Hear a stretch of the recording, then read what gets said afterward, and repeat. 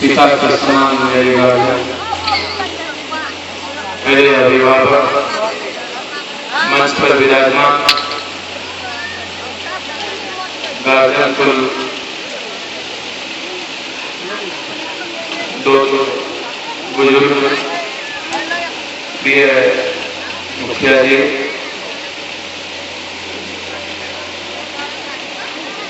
शालिग्राम जी, संतोष जी, इस आयोजक के सभी सम्मानित साथियों, मित्रों, मेरी माँ और बहनें, अग्रसर भाइयों, मेरे अनुज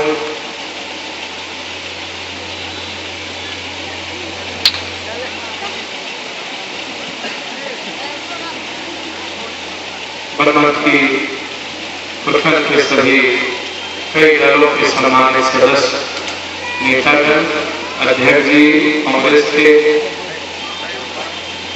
कई सम्मानित हमारे साथ मुखिया जी हैं, जनप्रतिनिधि हैं, पंचायत समिति हैं, सभी सम्मानित मित्रों, पत्रकार बंधु, मनोज जी का बहुत दबाव था कि वही भी जाना है, मेला लगता है कृष्ण जी के जन्म अवसर पर। हम कभी कभी सोचते हैं मेला एक अवसर, किसी भी तरह का मेला अवसर पर हो।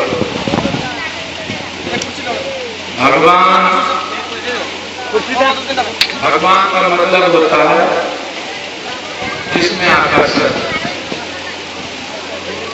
जो अपने ओर आकर्षित करता हो सबको, मानव समाज को, मानव जाति को, और अपने ओर आकर्षित करते हुए प्रकाशित करता है संपूर्ण दुनिया। उसके वैभव के कारण, उनके आकर्षण गुण के कारण, उनके जो गुण है उनके कारण जो भगवान आ गया। तो हम जिस भी अवसर पर ढूंढे, चाहे वो भगवान का अवसर हो, चाहे किसी माँ मदर टेरेसा का हो, किसी शहीद का हो, किसी स्वतंत्रता सेनानी का हो, कोई दुनिया में अवसर आता है जब हम उत्सव के रूप में मनाते हैं। उत्सव का मतलब आनंद सिर्फ शरीर मन को नहीं, उत्सव का मतलब होता है हम उसमें खो जाना, आनंद लें। अब नारा लगा रहे थे हमारे लड्डू जी, इनको क्या जाना भगवान को, हमको तो नहीं पता है।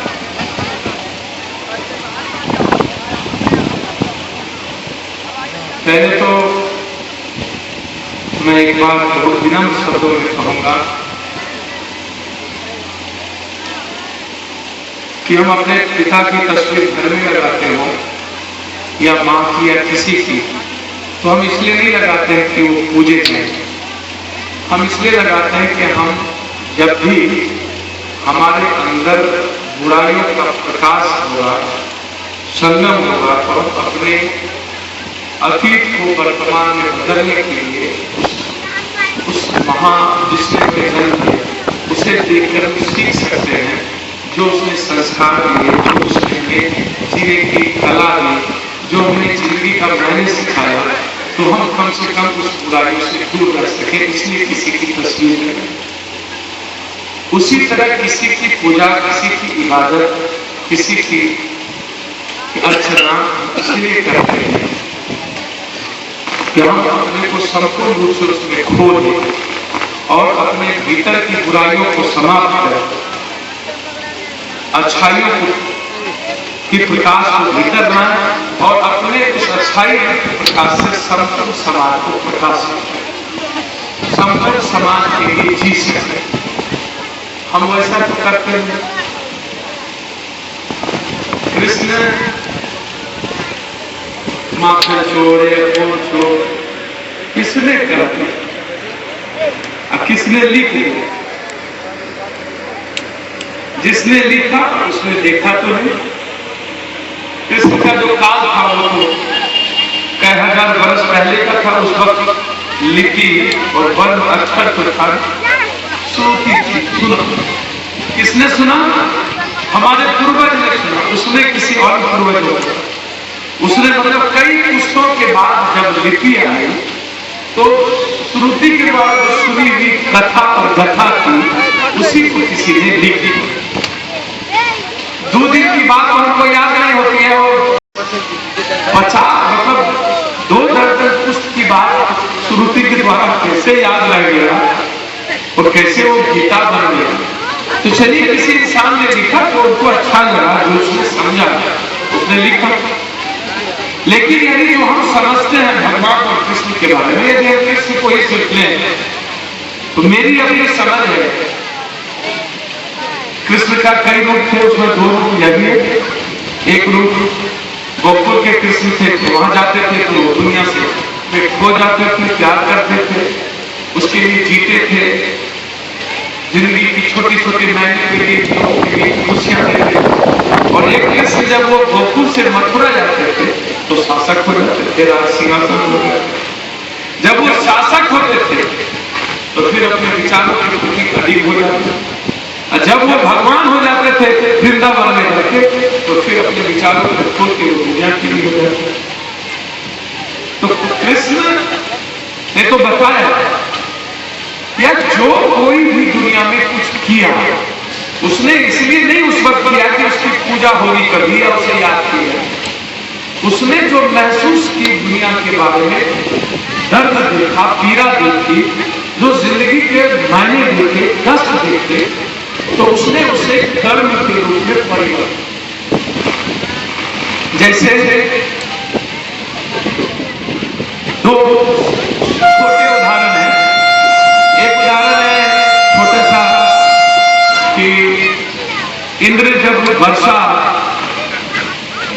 कंप्लीट कह दिया कि नहीं अब वर्षा से ही हम दुनिया को जीतेंगे, और पूरी दुनिया जब इंद्र की पूजा करना शुरुआत की और हाथ जोड़ के पूजा करते लगे भगवान बचाओ, तो तब भी कृष्ण ने कहा था देखो जो मनुष्य और मानव के हित में और धर्म के हित में ना हो, धर्म का मतलब हिंदू धर्म नहीं, धर्म का मतलब जो किसी धर्म का जैसे कोई बल्ब है जो प्रकाश देता है, उसका जो धर्म है प्रकाश देता है। धर्म और मानवता की रचना के लिए उसने स्पष्ट रूप से कहा कि जो मानव को दुख देकर भय के, मानव को भय के वातावरण में लाकर अपनी पूजा कराता हो, और या मानव इस धरती पर सबसे बड़ा कृष्ण मानव को बड़ा हो कहा, जो मानव को पीड़ा देता हो उसकी पूजा कभी मत करो, उसका वध करो। और उसने गोवर्धन पहाड़ को उंगली पर उठाया, बोला यदि इंद्र तुम्हारी पूजा से नहीं मान रहा है तो उसको छोड़ो, कर्म करो, आओ मेरे गोवर्धन पहाड़ के नीचे और इसी तरह छतरी बनाओ। कभी जीवन में मनुष्य के हित में जो काम जो इंसान ना करे या जो भगवान ना करे उसकी पूजा कभी नहीं होनी चाहिए, चाहे इंद्र हमेशा। उसी तरह जब नाग का वध किया था उन्होंने, तब भी उन्होंने यही कर्म बताया। यदि जमुना के किनारे